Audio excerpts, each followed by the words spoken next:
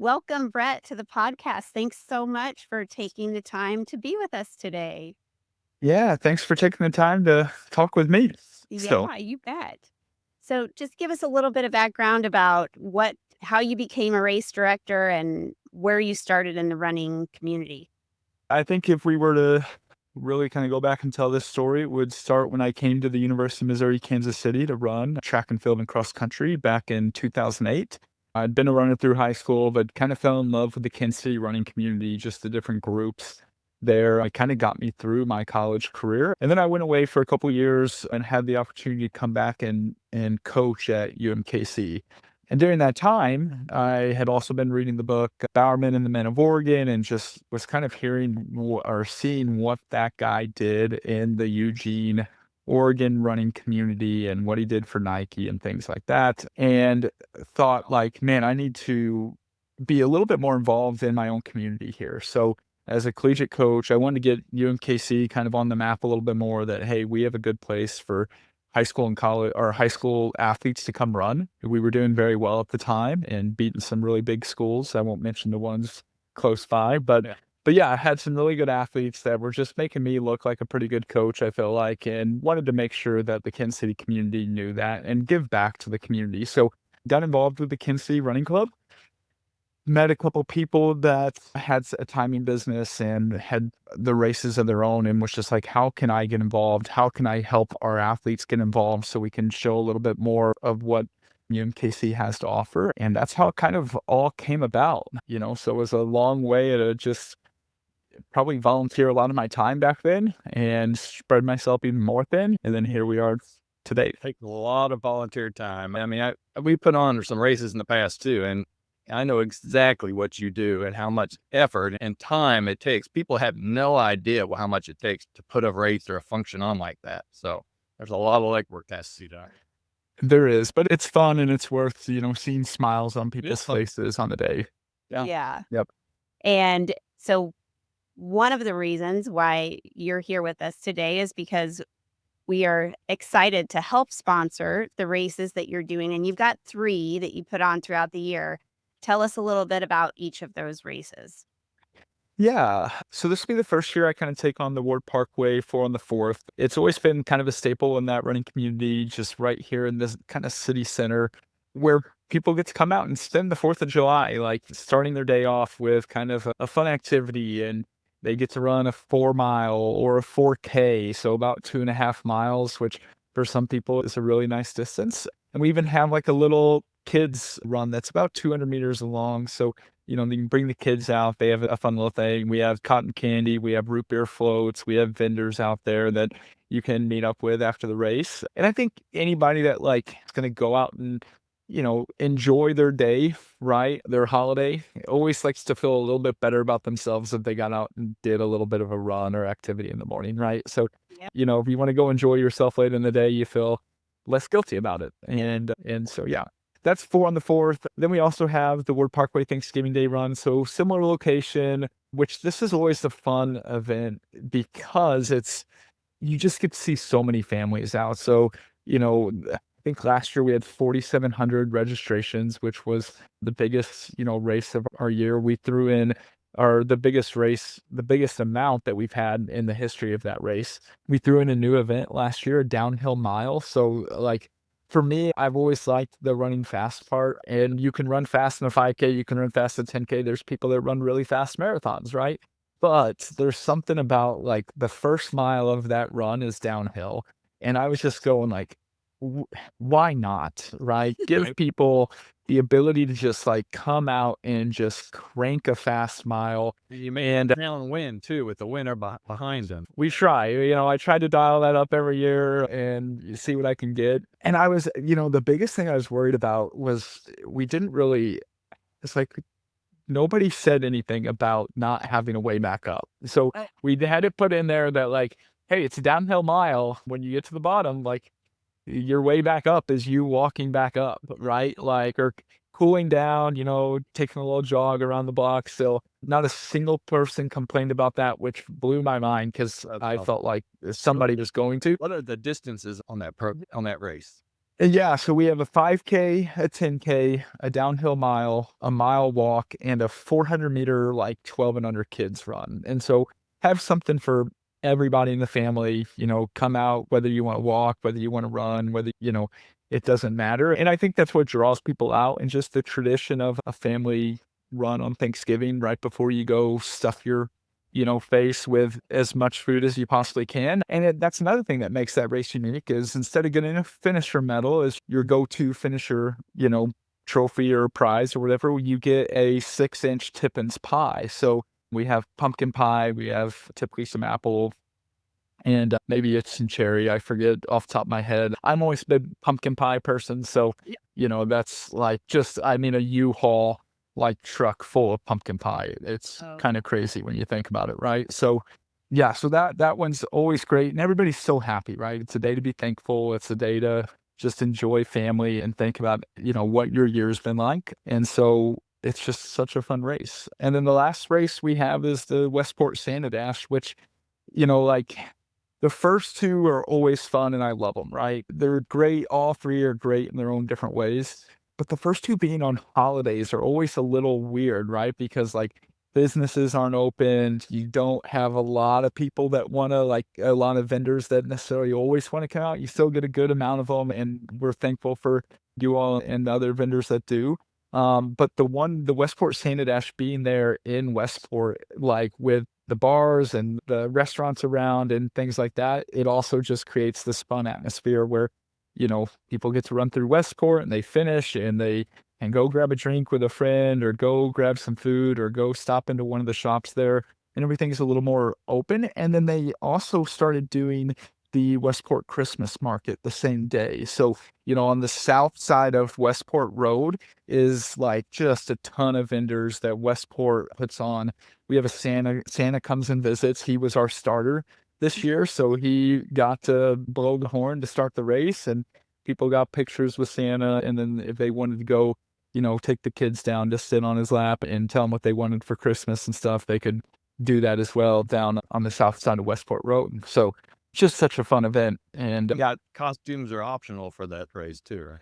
yeah, so and you also get the choice between a shirt or a Santa suit or a Mrs. Claus dress. You can get both. You pay a little bit more, pay a little extra to get both. But yeah, we do have a lot of people that select Santa suits, and so you'll see 200, 300 Santas running through Westport on that day, which is fun.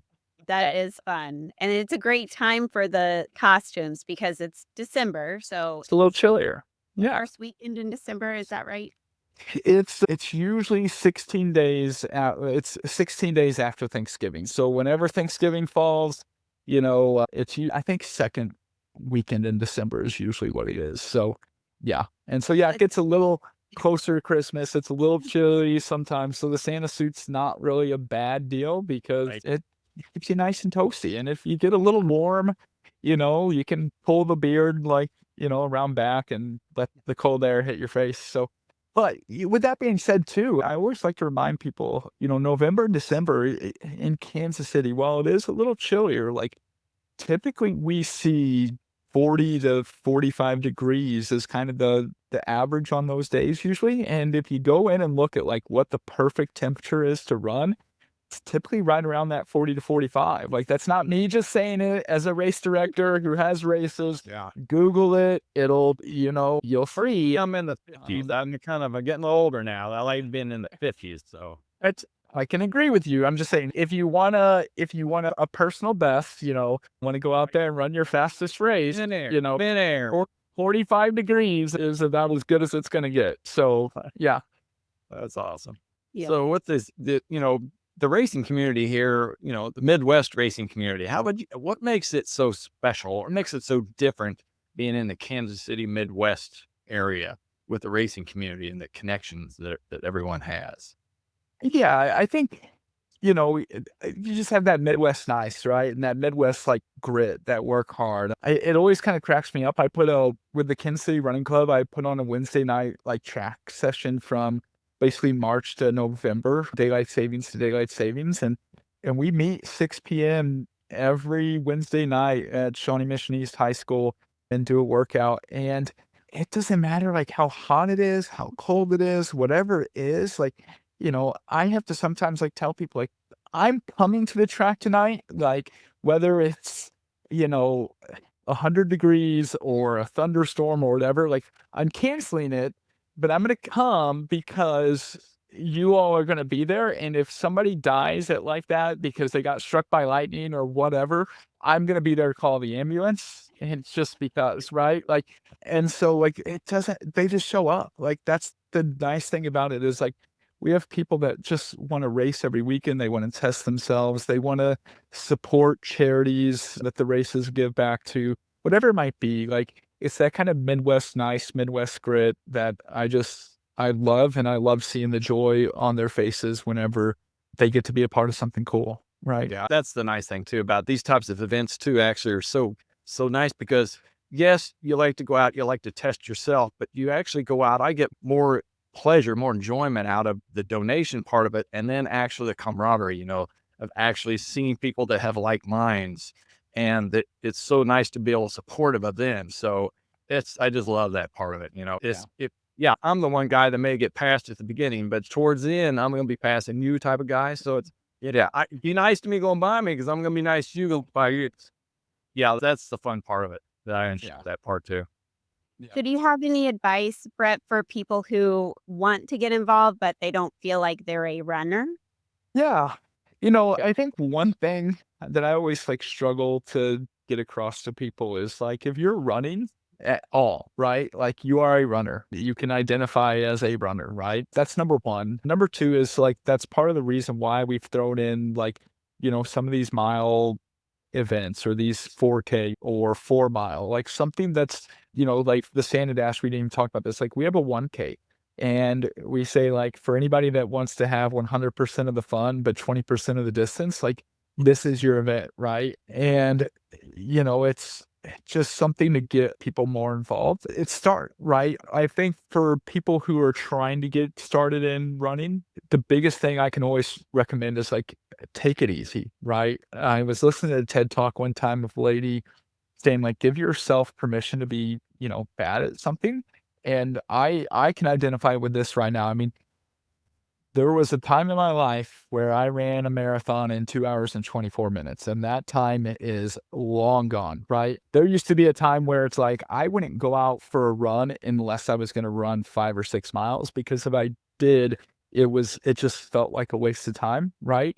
And I've kind of given myself permission, like where there's some days where I just go off for like a mile, like, and it's not super fast. It's just I need to get myself out the door and give myself permission to be bad at stuff, and but know that I'm getting better because of that.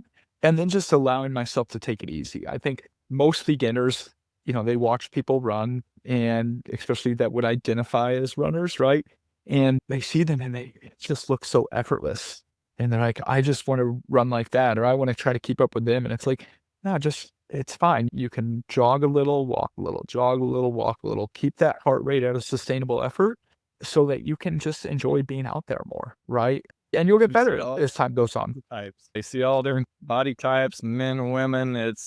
And kids. I mean, some of the fastest people I've seen are little kids. Yeah. Flying by. I never will forget, actually, one time I had my son, he entered a half marathon with me, and he had never ran a half marathon in his life. And he was like 13. He wasn't very old. But he was in good shape. So because he played soccer. So he was always in good shape. And he went out and he smoked it. He smoked me. So, but it's just a lot of fun to see that various different age categories and different sizes and age differences. It's crazy how much difference there is. Yeah. And speaking of the age differences and the kids, one thing that a lot of races don't typically do is time the kids. They charge less money for those little kids races. They don't want to spend the little extra that goes in on it. And I love the sport so much, and I want to keep people involved in it. I think it's such a good sport. I mean, I practically owe my whole life to running, right? Like the job I have today, the races that I help put on, the friends I have, like everything I have, you could basically tie back to like, I got this because of running at some point. And So I want to time those kids because it's just like anytime, if the parents don't want them to see it, if the kids don't want to see it, that's fine. But if a kid comes up to me after the race and says, how fast did I run? I want to be able to give them a time, right? Because that's how kids are, right? Like, I'm going to run to the fence, time me, right? They want to be timed on everything. It's how you trick your kids to go get stuff for you, right? Like, hey, run over there and grab this and I'll time you. And half the time parents are just making up fake times, but Right. we want to be able to give them a time and, have memories for them and photos for them if they want them after the race. So Yeah. Oh, I love that. That's great. Yeah, and I remember a bunch of kids that would finish, too. They'd be in a stroller, but they'd still get their medal because they were going through the parade to you. There's just these push, but yeah. What are some of the most common mindset shifts that you see in people once they commit to a race? Yeah, I think like anything in life, right? You're always going to be a little bit more fixated on trying to like figure out how to get something done when you have a goal, right? So I think some people, once they commit to a race, they sign up for a race, they start training a little bit more. They get engaged with their friends a little bit more. I mean, I'll be probably the first one to say like, and you can cut this out if you want to, but running sucks, right? Like running with people makes it suck less. So, I think that's the biggest thing for me is like when I start signing up for something or when I commit to a race, I try to start finding ways to get my friends out the door to run. So not only does it make me healthier on a, just bodily, like fat in a bodily fashion or physical fashion, but I think mentally, and it really kind of helps clean me up a little bit because I'm able to get out and run with friends that, I maybe don't see you as much, but it's nice to get connected and it kind of just gives you that community that we have been talking about a little bit. I mean, half the time when I run these days, I'm down here in an area that I just moved to, so I still kind of run a little bit by myself. But people used to ask me, "Why do you run so much?" And it's like, well, because my friends are asked me to run with them, right? And that's what I do with my friends is I run. So I think those are the two big things. People get a little bit more serious because they get maybe like I don't want to embarrass myself, which you're never going to embarrass yourself. Like nobody cares, but they get out, they get a little bit more attached to what they're doing. They try to be a little healthier. And I think too, that also, it sometimes helps clean up their other parts of life, right? Yeah. They, maybe if they, drink a lot, they start cutting out drinking, then they try to eat a little bit healthier and do some of those things because good habits kind of build on each other and bad habits build on each other as well. So, yeah. yeah. That's a great point. Yeah, that's fascinating. Okay, so conversely, what might be a big mistake that new runners make when they're preparing for a race? Yeah, I think we kind of mentioned this a little bit ago, like just going too hard, right? And I used to work, what was Gary Gribbles, then was Jack Rabbit, I think, and now Fleet Feet. And anytime we had new runners come in or new people come in that wanted to get started in running, we would just try to remind them like, hey, take it easy, build into this. I tell the runners that come out to our Wednesday night stuff all the time, live to run another day, right? And I don't mean that in I mean, like, don't die today. Yes, stay injury free and stay mentally clear that I want to go out and run. Like, don't run yourself so hard on one day that you just have zero desire to get out the door the next, right? So that's always our number one rule on Wednesday night is live to run another day. If something starts to pop up on you that you feel like, oh, this doesn't feel good, stop. That's fine. Like you did the hardest part and you got off the door today. And whether you ran a half mile, whether you ran 10 steps, whether you ran 10 miles, right? Like you got out the door and you did something that day and that counts for something. So give yourself credit there. And Yeah, do you feel like with new runners trying to become motivated, if you will, in quotes, they're motivated? You feel like it's a better idea for them to have a goal in mind as like, okay, I need to do this on a daily basis or every other day basis, or do I need to enter this race and I need to get myself ready? I mean, I feel like a lot of people need a motivation, something, a little carrot in front of them sometimes to be able to keep that going, especially in the winter when it's cold and dark. yeah, yeah, the winter is always rough, right? I do think having like an event, having a goal, having something there to keep that motivation, like at the end of the day, what's my motivation, right? Why am I going to get out the door today and go for a run? And so I think signing up for some things, whether it be a race or whether it be group runs or whether it just be just anything that you can get yourself connected to that's going to give you another reason to get out the door. I think, we have a lot of run clubs that meet throughout the week with the Kansas City Running Club. Typically about every night of the week, you can find something, or every day, I should say, of the week. Some are, on the weekends, especially in the mornings, and usually the weeks, after work. So that gives you a number of different things to do and gives you some accountability, right? It's like, those people are, if you're not there, right, they're asking, hey, how you doing? Where we missed you this week, right? I think that's one thing I love about the running club, because we have so many members that are so used to seeing people that when you're not there, they check in on you, right? So, Right. yeah. Yeah. So for people that are actually just starting out, is there a goal that they need to look at, or is there a plan or a race plan that they should try to follow specifically for a certain distance for them? Or is it just meant simply getting out, getting moving, and then figuring it out? I think sometimes it's a little bit of just figuring it out, getting out the door. There's always plans you can look up, or there's coaches you can get involved with, like I've done some coaching in the past. There's other coaches, and I still do some coaching, but there's other coaches out there in the Kansas City running community that are probably better coaches than me, because that's kind of their full-time thing. And they are able to give a lot more to those runners.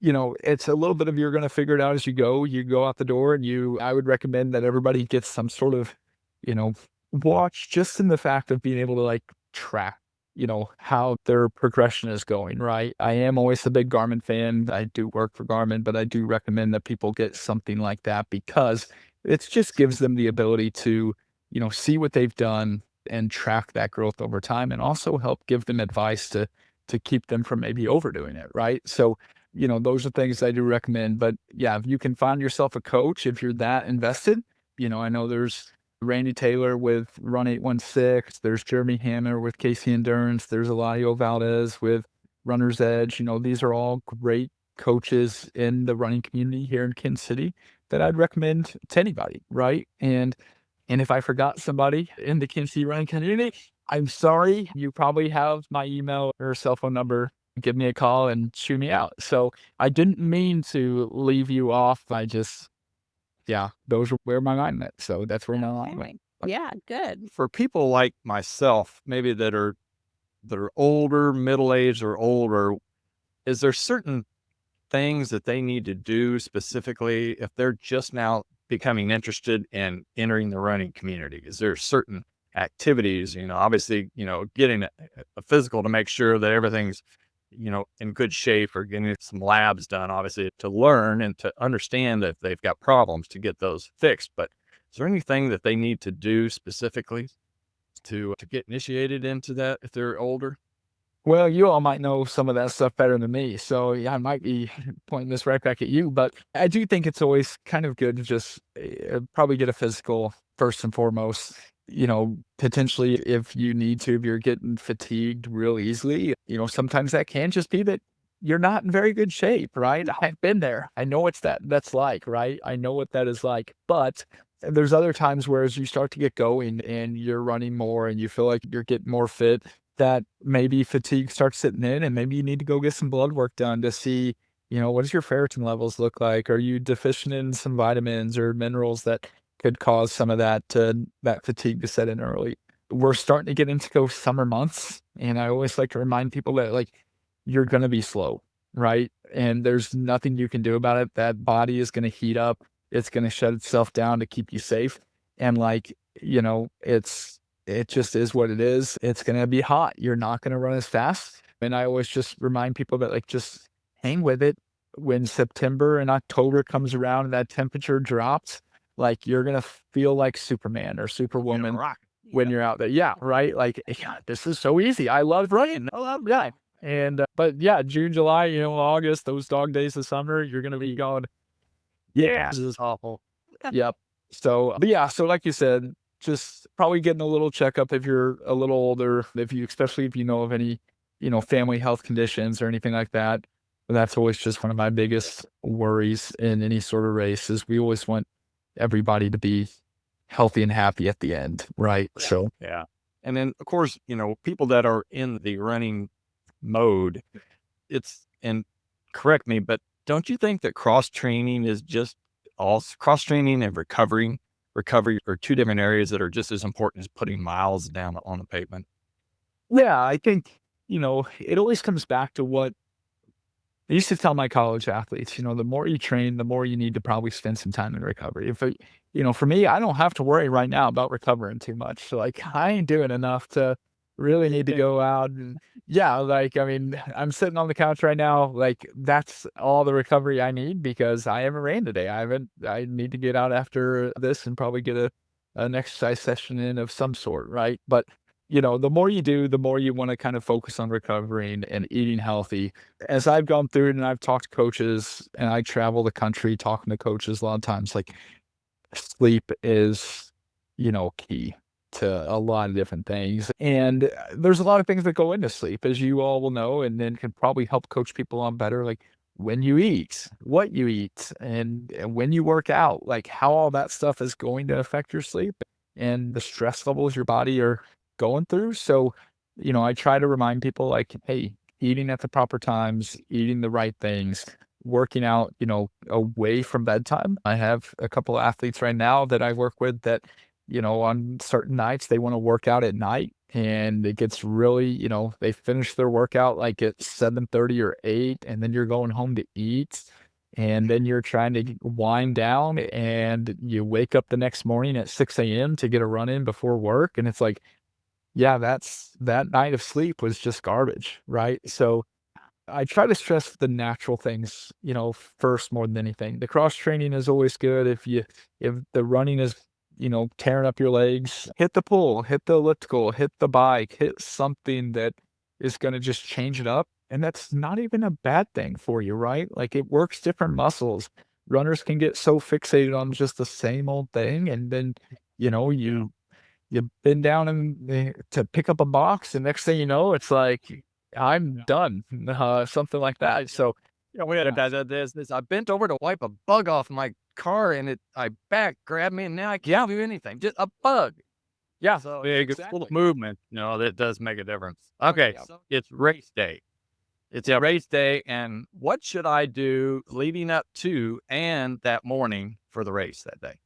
Yeah, I've never been a big fan of like changing things up too much. So for me, I have certain like if I'm racing, I have certain meals that I know go well with my stomach the night before. I think that's the most important thing. Some people are like, oh, I gotta eat pasta, or I gotta eat this, or I gotta eat that. Like I gotta eat superfoods or whatever. And it's like, I just need to eat something that is not gonna have me in one of those porta potty lines and porta potties on race morning like 2 or 3 times, right? Like one time I expect that. Like, let's go, let's get it out. But I typically try to get to a race if I'm being fairly serious about it about an hour before, get a little jog in, warm up, get a little wet, maybe it might be a little walk in, but just get something in to just kind of warm the body up. And once I do that, then I try to find the bathroom line, right? Get that done and taken care of, give myself some time so I'm not like stressed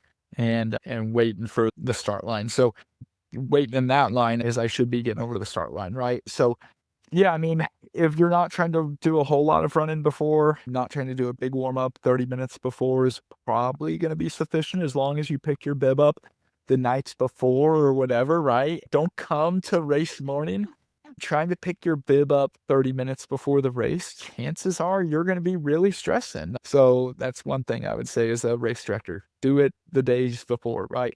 Right. And for me, I'm a coffee guy in the morning. So when I wake up, I usually, if I'm wanting to take a race serious, I'm up at least 2.5 hours before that race. So if it's, starting at 7, I'm getting up way too early for myself these days, but like 4:30, 5, somewhere around there. And I'm having myself a cup of coffee and a small one. And then I'm having, this is where you guys might not like me, but this has always been my go-to race morning.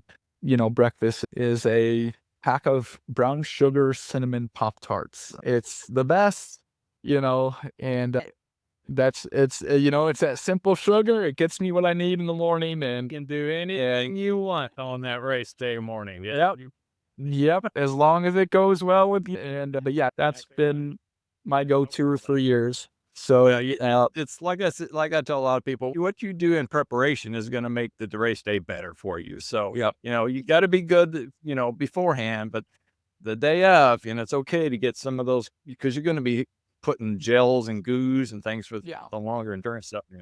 But one of the big things I actually see people, I don't know, make the biggest mistake is drinking too much fluid before the race starts. And now you're looking for a porta potty for the first hour, that you can't miss any of them. Yeah, no, but that you're these the Thanksgiving Day 10K. I mean, we get people out on the course that are like, especially if they're 10 minutes or 15-minute per mile, which we have a good number of those people, and then even longer. Yeah, we're looking at hour, 2 hours for people to do that, and we love those people. We always want them to be out there, and we want to serve them and have them feel like this is a good place for them to be. But yeah, like you gotta start going to the bathroom. You put too much fluid in, and I've been guilty of that. My last like 2 or 3 marathons, I'm like, my first couple marathons, I've made it through everything, no problems. Other ones, it's like I gotta pee. Like this is silly that I'm wasting time, like needing to pee. So It's always the first ones have the longest lines because that's when you have to go to work. Yeah. So everybody's in line anyways. yeah. And, a lot of times, like, especially for some of the races I have, if you hydrate properly, like normally, throughout the week and stuff, a race morning, you don't need to be chugging water. You don't, we have water stops out there. You probably don't even need those. The 4 on the 4th race is probably a little bit like, yeah, you could probably use that water more just to dump it on your back than to put it in your body. Because, in a 4K or 4-mile race, like, if you're having to chug water on those days, like you're probably already screwed up, right? And you probably just shouldn't be doing that. But dumping water down your back and stuff will be good. Exactly. Well, this has been a great discussion, and thank you so much for joining us. Before we sign off, how can people sign up or get involved as a runner, volunteer, or supporter for your races? Yeah, all of our stuff is through Run Sign Up. So you can, go on the Run Sign Up website and you can find our links there. Search, Ward Parkway 4 on the 4th, or just set your search parameters to Kansas City, right? And just scroll down. That's probably the easiest way to find them. But yeah, Ward Parkway 4 on the 4th.com, Ward Parkway Thanksgiving Day Run.com, KCSantaDash.com. All those races or all those web links should take you right to our run sign up pages, and then you should be good to go. So we always can use runners. We can always use volunteers. We can always just use people that want to just come out and cheer people on, right? Just be on the roads. And I think that's a fun thing too. Just be a part of it. And it's so much, that is something the supporters make such a big difference in a race. And it's part of the fun thing as a runner to look at all the different signs that people make. I mean, they're really funny. Oh my gosh, and so hilarious. And the kid, I love running by the kids. Yeah, they all got their hands out. They went off high five. Yep, they won high fives. Yep. And, it does make a huge difference. I mean, like you said, I won't name the race, but I remember running a race where like half marathon in the last like 3 miles, we're in a spot that was very secluded and I was feeling like garbage and just like, this is not fun. And there's nobody out here to like cheer me on or do. And it was just like, what am I doing? I made a very poor decision in my life today. So huge difference. Yeah. Awesome. all right. Well, Brett, we really appreciate your time and thank you for your advice, your knowledge, and hopefully folks will be able to take up the running if they so choose to. Yeah. Yeah. No, thanks for having me and thanks for all that you all do. And we're excited to have you on as partners. I think this is going to be really great this year. So Looking forward to it. So we'll see you out there. sounds good. See ya.